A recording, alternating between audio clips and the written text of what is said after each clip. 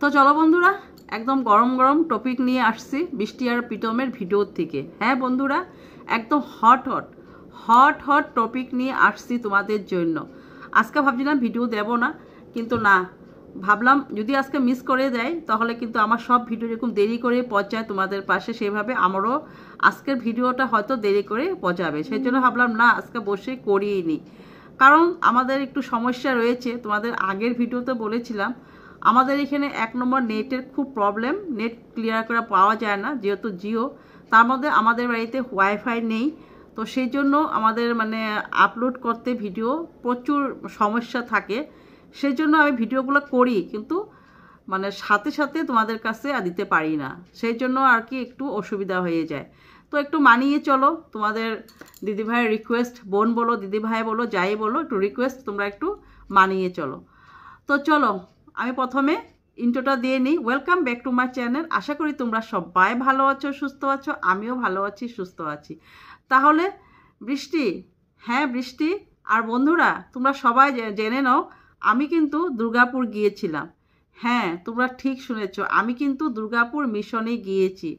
একদম মিশনে গিয়ে হট হট নিউজ তোমাদের জন্য নিয়ে আসছি।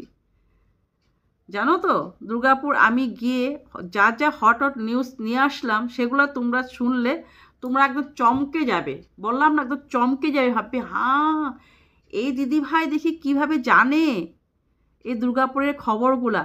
তো চলো এক এক করে আমি সব তোমাদের পাশে আমি তুলে ধরবো আজকে। 1 নম্বর আমি বলছি আমি জানি, শুনে এসেছি, দেখে এসেছি, বৃষ্টি আর প্রীতম অতি শীঘ্রই ঘুরতে যাচ্ছে। ওরা বাইরে কোনো জায়গায় ঘুরতে যাচ্ছে। কোন জায়গায় ঘুরতে যাচ্ছে সেটাও সিক্রেট, সেটাও আমি জানি, কিন্তু এই ভিডিওতে আমি বলবো না। হ্যাঁ আমি এই ভিডিওতে বলবো না, আর যখন তোমরা একটু করে বুঝবে বা একটু করে শুনবে, তখন আমি তোমাদেরকে বলবো ওরা কোথায় ঘুরতে যাচ্ছে। দেখো ওরা ভিডিওতে কি, তোমরা যদি ভালো করে একটু ওদের ভিডিও মন দিয়ে শুনো বা ভালো করে যদি ওদের ভিডিওগুলো বুঝতে চেষ্টা করো, ও যে কতটুকু চালাক, চালাক বলা শব্দটা কিন্তু ঠিক ন, চালাকের থেকেও অতিরিক্ত বলে তাকে কি বলে জানি না, সেটাই ও বৃষ্টি। বৃষ্টি তোমরা ভালো করে দেখো, ভালো করে ওর ভিডিও যদি তোমরা দেখো, প্রত্যেকটা কথাতে আমরা কিন্তু আমাদেরকে একটু একটু হিন্স দিয়ে যাচ্ছে যে ও ঘুরতে যাবে। তাছাড়া আমি জেনে গিয়েছি দুর্গাপুরে গিয়ে ওরা যে ঘুরতে যাচ্ছে। তাহলে চলো ভিডিওর থেকে তাও একটু আমি তোমাদেরকে ইনফরমেশনটি দিয়ে দিই। দেখো আজকে 19 ডিসেম্বরে যে ভিডিওটা দিয়েছিল, 19 ডিসেম্বরে তো ভিডিও করেনি, ওরা করেছিল 18 ডিসেম্বর, কারণ 19 ডিসেম্বরে ওরা ভিডিওটা ছেড়েছিল। তো 18 ডিসেম্বরে ওরা মলে গিয়েছে, মলে গিয়ে ওর দাদার বার্থডে ছিল, অভির বার্থডে ছিল। তো অভির জন্য একটা বৃষ্টির জ্যাকেট নিয়েছে, সেই জ্যাকেটটা ঘোরাতে গিয়েছেও, কালকের ভিডিওতে আমাদেরকে দেখিয়েছে। সেই জ্যাকেটটা নাকি একটু সাইজে ছোটো হয়ে গিয়েছে, তো সেইখানে গিয়ে ওর দাদার জ্যাকেটটা ঘোরাতে গিয়েছে, আমাদেরকে দেখিয়েছে। তো সেই জায়গাতে ও কি যে ঘুরিয়েছে সেটা জ্যাকেটটা আমাদেরকে দেখিয়েছে না, দেখায়নি। কারণ কিভাবে দেখাবে, ও কিন্তু গিয়েছে মলে ওর কাপড় চোপড় কেনার জন্য, জ্যাকেট কিনবে, আর ওর চাহিদা মিটানোর দেওয়ার রয়েছে, সে দেওয়ারের জন্য জ্যাকেট কিনবে। তারপর দেখলাম বৃষ্টি প্যান্ট নিয়েছে, জুতো নিয়েছে, টুপি নিয়েছে, সেগুলো সব কেনাকাটা করেছে, কিন্তু আমাদেরকে কিছু দেখায়নি। কারণ ও আমাদেরকে দেখাবে না, এখন একটু একটু আমাদেরকে হিংস দিয়ে যাচ্ছে যে ওরা ঘুরতে যাবে। না হলে কালকের ভিডিওতে দিয়েছিল যে ডক্টর নাকি বলেছে, তোমরা ভিডিওটা গিয়ে দেখতে পারো, যখন ও পেঁয়াজ কুলিটা যখন কেটে নিচ্ছিল, পেঁয়াজ পাতা আর কি, আমরা পেঁয়াজ পাতা বলি, তোমরা কি বলো জানি না, তোমরা হয়তো পেঁয়াজ কলি বলো, হ্যাঁ পেঁয়াজ কলি। তো সেটা যখন কাটতে গিয়েছিল তখন বলেছিল, ডক্টর নাকি বলেছে যে এত চিন্তা কেন করতে লাগে, ডক্টর বলেছে একটু ঘুরতে যেতে কোনো জায়গায়।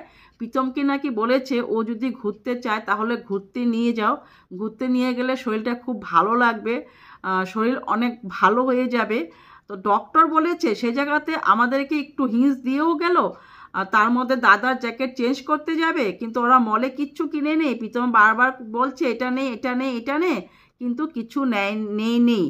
হ্যাঁ, তখন কিন্তু ওরা প্রচুর কাপড় চোপড় কিনে নিয়েছে।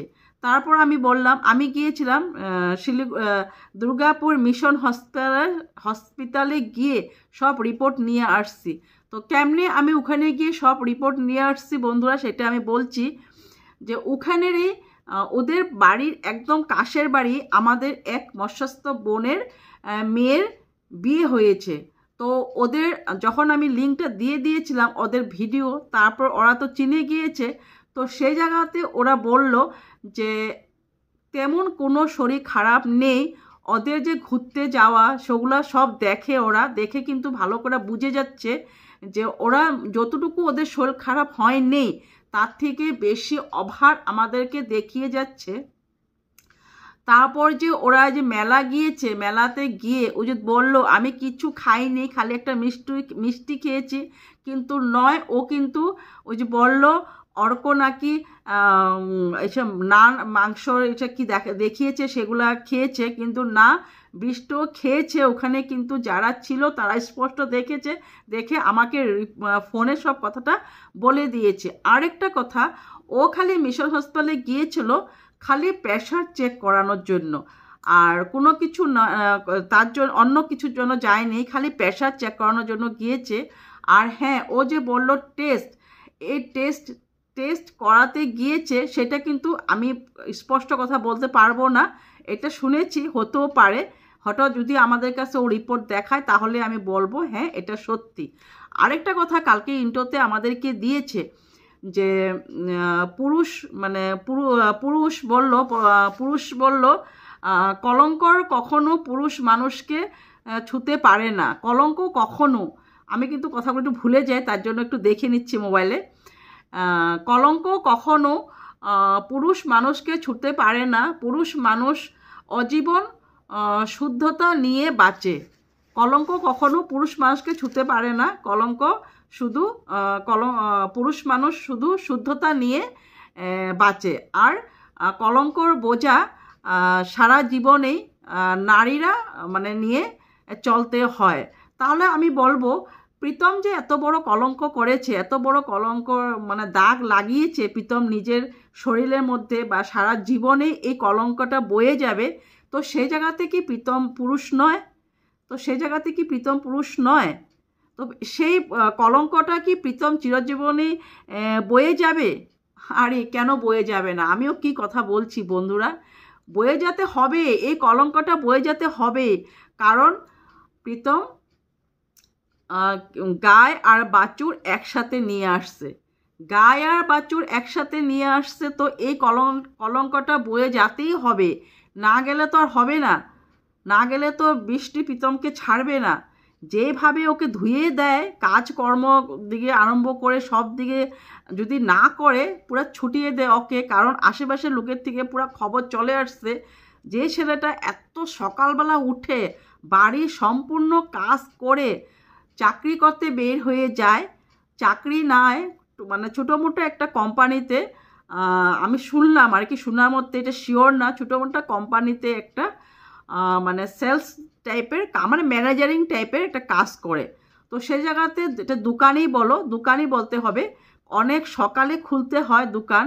তো সে মাল আসার সাথে সাথে ওর হিসাব নিতে বসে পড়তে হয়। তো সেই জন্য অনেক সকালবেলা প্রীতম চলে যেতে হয়। তো সেই জায়গাতে অনেক সকালে প্রীতম উঠে বাড়ি সম্পূর্ণ কাজ করে তারপরে ওর কাজে বের হয়ে যেতে হয়। সবটাই ওদের আশেপাশের লোকের থেকে আমার পাশে খবর চলে আসছে। হ্যাঁ, না সেই জন্য বললাম যে যদি প্রীতম এগুলা কাজ না করে পুরা ধুয়ে দিবে বৃষ্টি। আর কলঙ্ক বলছো, কলঙ্কর দাগ খালি মেয়ে লোকে বয়ে যেতে হয় না, পুরুষদের মধ্যেও কলঙ্ক দাগ লেগে যায়। আর এই প্রীতম কেন, এরকম অনেক রয়েছে, কিন্তু প্রীতমকে দিয়ে বললাম নিজের বৌদিকে এইভাবে ভাগিয়ে নিয়ে চলে এসে কলঙ্কর একটা দাগ লাগিয়ে নিচ্ছে, তাই না বন্ধুরা? আমি ঠিক বলছি কি না? যদি আমি ঠিক বলে থাকি তাহলে চলো তোমরা কমেন্ট করে আমাদেরকে জানিও। আর আমি কিন্তু ভিডিও টু ভিডিও করছি একদিন, আমি ওর পাস্ট নিয়ে কিছু কথা বলবো না, অনেক বলেছি আর ভালো লাগে না।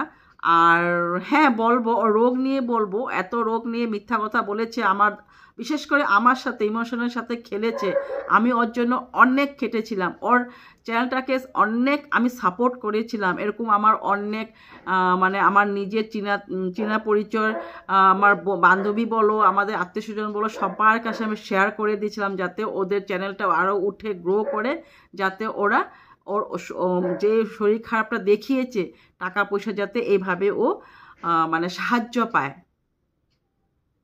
তো সেই জন্য এখন আমি ওর ভিডিও টু ভিডিও করে এক এক সত্যি কথা তথ্যগুলো আমি নিয়ে আসবো দুর্গাপুরে আমার ও বোনের থেকে। তো চলো নেক্সট ভিডিও আবার অতি শীঘ্রই নিয়ে আসছি।